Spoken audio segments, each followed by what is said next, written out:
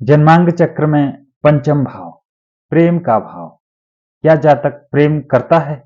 क्या उसका वह प्रेम विवाह में परिवर्तित होगा, दाम्पत्य जीवन में परिवर्तित होगा अथवा नहीं होगा, केवल प्रेम मात्र ही रह जाएगा? क्या जातक की प्रारंभिक शिक्षा अच्छी होगी? क्या जातक को पुत्र प्राप्ति होगी? क्या है जातक का इष्ट देव? इन सभी विषयों में जब भी हम चर्चा करते हैं तो देखते हैं पंचम भाव। नमस्कार साथियों, मैं आचार्य गुलशन कुमार, स्वागत है आपका मेरे YouTube चैनल ई संस्कृतम पर। मित्रों, पिछले भाग में हमने चौथे भाव से संबंधित फल कथन में चर्चा की। इस भाग में हम पांचवें भाव से संबंधित फल कथन के विषय में विस्तार से चर्चा करेंगे, अध्ययन करेंगे। पांचवें भाव से हम किन किन विषयों का विचार करते हैं, जानने के लिए आप ऊपर आई बटन में देख सकते हैं पांचवें भाव से संबंधित विचारणीय विषयों के बारे में। मित्रों, पांचवा भाव पुत्र प्राप्ति का है, पुत्र स्थान है।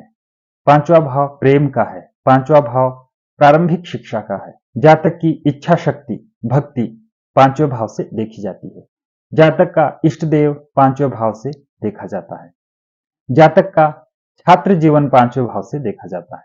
इन सभी विषयों का विचार हम पांचवें भाव से करते हैं। जब भी हम प्रेम का विचार करते हैं, क्या जातक प्रेम करेगा? क्या वह अपने जीवन में प्रेम करेगा अथवा वह प्रेम उसका विवाह में बदलेगा? उस विषय में जब भी हम विचार करते हैं तो वहां पर पांचवा भाव देखते हैं। तो आइए देखते हैं पांचवा भाव जो कि प्रेम का माना जाता है और प्रेम कब विवाह में परिवर्तित होगा। वहां पर हम देखते हैं सातवां भाव, अर्थात सातवां भाव जो कि विवाह का है, पत्नी का है, दाम्पत्य जीवन का है। क्या यहीं तक सीमित है? नहीं। पांचवें भाव के साथ सातवां भाव और इन दोनों के साथ जब तक 11वां भाव नहीं जुड़ता तब तक वह प्रेम विवाह में परिवर्तित नहीं होगा। तो इस तरह से हम देख सकते हैं 5, 7, 11, 5, 7 और 11। जब भी ये भाव आपस में संबंध बनाते हैं, कोई भी ग्रह इन तीनों भावों का संबंध बनाता है तो वह ग्रह प्रेम को विवाह में परिवर्तित कर देता है, अर्थात जातक का प्रेम विवाह होगा। यहाँ पर हम निश्चय से कह सकते हैं। तो किस तरह से ये योग बनेगा तो देखते हैं यहाँ पर जन्मांग चक्र में।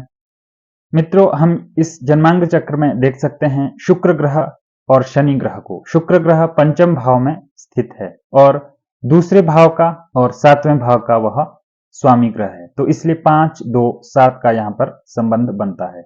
इसी तरह से शुक्र ग्रह अगर शनि के नक्षत्र में बैठा हो तो शनि ग्रह यहाँ पर 11 और 10 का संबंध बना रहा है। तो इस तरह से जब भी संबंध बनेगा तो यहाँ पर शुक्र और शनि जो है, ये दो ग्रह यहाँ पर जातक को प्रेम विवाह के लिए प्रेम विवाह देने में समर्थ है। तो इस तरह से हमने देखना है कौन से ग्रह इस तरह का संबंध बना रहे हैं और वे ग्रह जब भी दशा, प्रत्यंतर दशा, अंतरदशा में आएंगे तो वह जातक को इस तरह का फल देंगे। तो हमने जाना 5, 7 और 11 ये जो भाव है ये कहीं ना कहीं जातक को प्रेम विवाह प्रदायक है। जब भी इनका संबंध बनेगा तो जातक प्रेम विवाह करेगा। इसी तरह से जब पंचम भाव से हम पुत्र के विषय में ज्ञान करते हैं तो पंचम भाव पुत्र प्राप्ति का है और पंचम भाव में जब भी 7, 2, 11, 5, 7, 11 अथवा 5, 11 इस तरह के जब भी संबंध बनेंगे तो जातक को पुत्र प्राप्ति होगी। तो हमने देखना है क्या ग्रह इस तरह का संबंध बना रहा है, कौन सा ग्रह इस तरह का संबंध बना रहा है।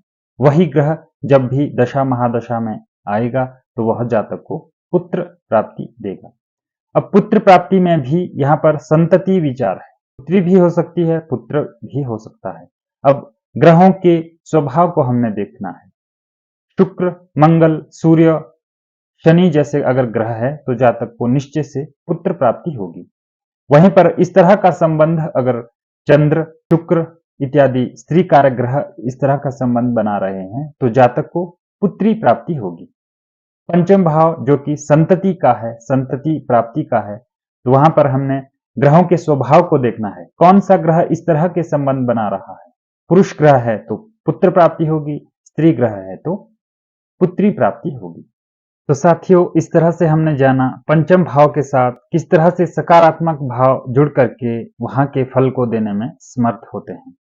कोई भी ग्रह अगर पंचम भाव से 5, 7, 10, 11 इस तरह के अगर सकारात्मक भावों को जोड़ता है तो वहां पर पंचम भाव से सकारात्मक फल जातक को प्राप्त होंगे, जातक को संतति प्राप्त होगी। जातक अगर प्रेम विवाह में है तो उसका प्रेम विवाह निश्चय से हो जाएगा। जातक अगर प्रारंभिक शिक्षा प्राप्त कर रहा है तो उसकी प्रारंभिक शिक्षा अच्छी रहेगी।